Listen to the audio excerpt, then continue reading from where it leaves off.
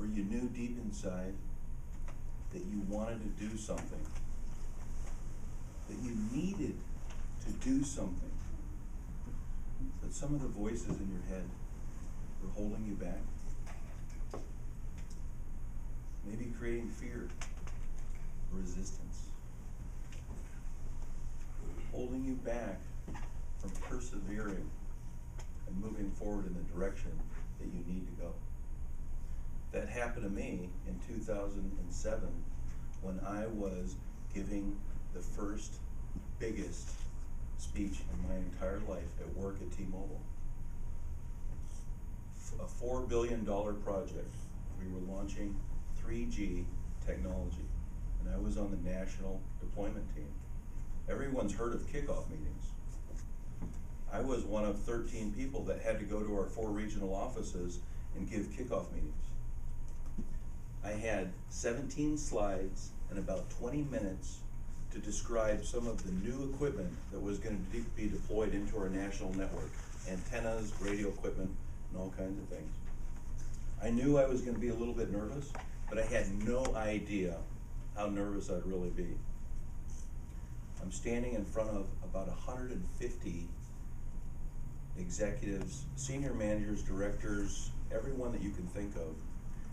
And it wasn't the number of people that disturbed me so badly. It's because I could feel the raw energy inside of them waiting for corporate to hurry up, finish the presentation, and get out of the way so they can get started with the project.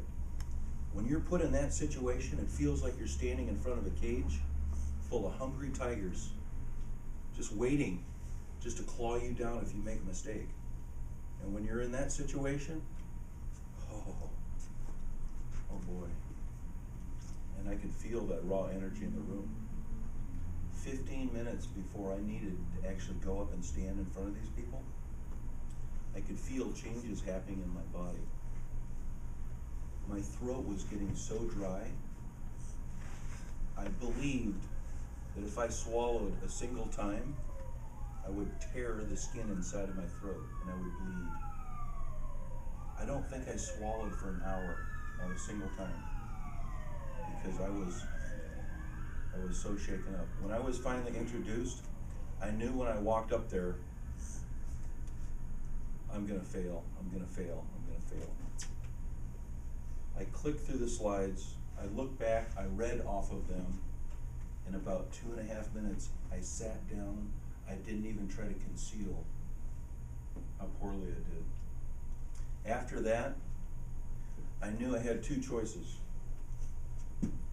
I could find the closest corner and crawl and roll into a ball and just wait to die, or I'd have to do something about it.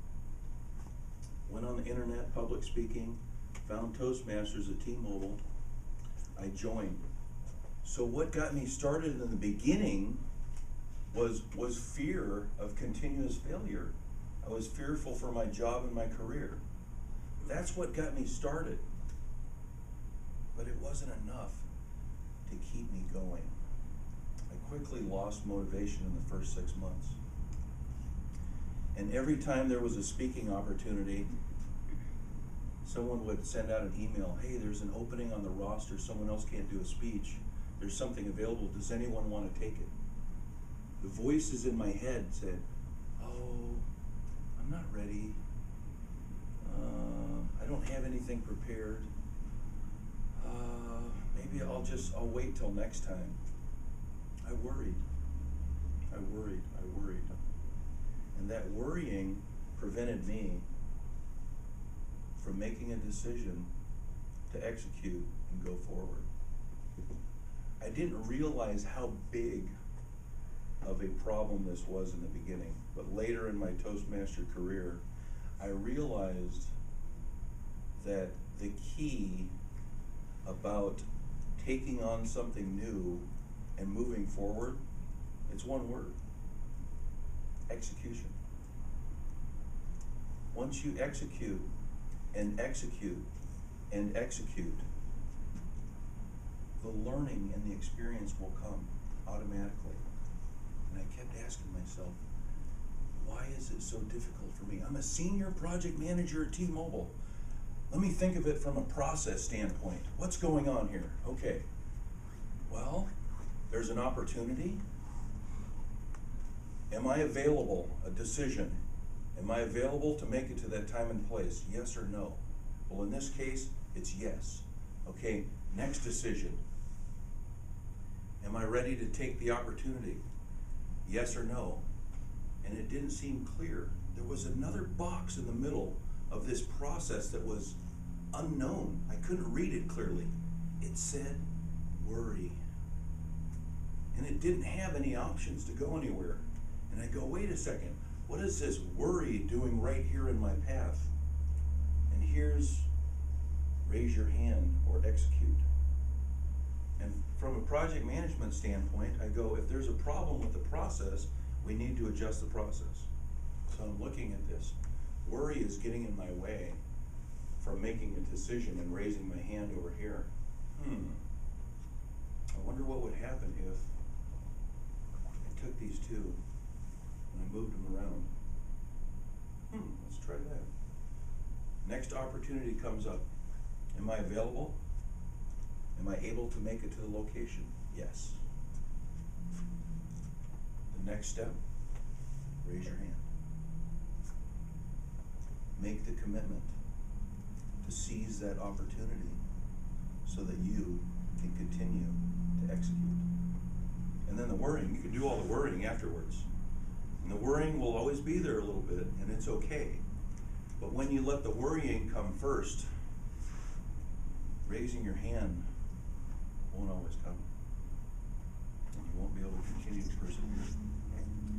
That, as simple as it may sound, helped me completely break free from my own resistance. And it helped me understand myself better. Once I started utilizing the raise your hand first, worry second method, I made commitments and I stuck to those commitments.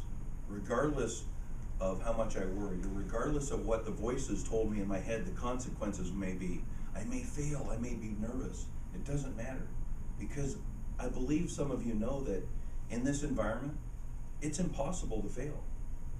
In a Toastmasters environment, it is impossible to fail with this group, with any Toastmasters group around the world, because that's our culture. So please never be afraid to fail. My sixth speech from the CC manual, I got going really good. I had a lot going on in my mind that day. I mean, I was having a very bad day at work.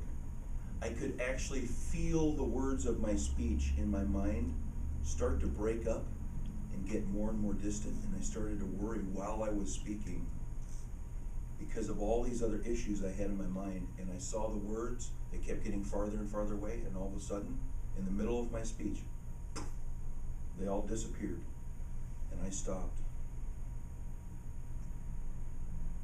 And I didn't know what to say next. I couldn't remember. So I just said, sorry, I'm finished. And I sat down. The voices in my head told me I had failed. But then I remembered, it's impossible to fail in a Toastmasters club. This is going to happen. As we continue to push ourselves forward, we continue to display one of the most incredible characteristics I believe a human being can possess is courage. And that's intentionally facing fear where there's a good purpose to achieve. So be courageous, and remember, raise your hand first and worry second. And if that's not enough to convince you, I realized something a year ago. Once you start paying dues, and once you start investing your own time, if you assign each hour of your time an amount, an hourly rate, well, then your time is worth money, right? Your gas, your expenses, your fuel, it's all an expense. It's fun and it's enjoyable to hang out and build a relationship with people here. It feels good, doesn't it? It feels nice. But just feeling good isn't enough for us to continue to grow and get better. Think about how much your cost is your overall expense. And every time that you don't raise your hand and seize that opportunity for yourself, you're basically making a donation to your other teammates because they're taking the opportunities.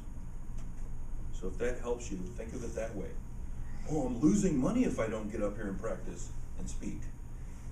Any way that will get your mind to take action and to continuously execute is the key. So something else I would like to leave you with is my very good friends Shan, Mugam, and Ganesh, Manika. They put a lot of influence and pressure on me and say, John, you better give them something good when you come here on Saturday. So I'd like to give each of you one of my custom speech crafting forms that you can utilize for your future speeches. I'll give you the rest of those.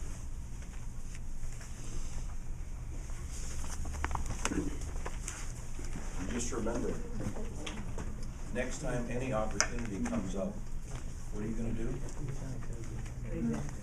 What are you going to do? Raise your hand. Let me see it. What are you going to do? Raise your hand. Raise your hand.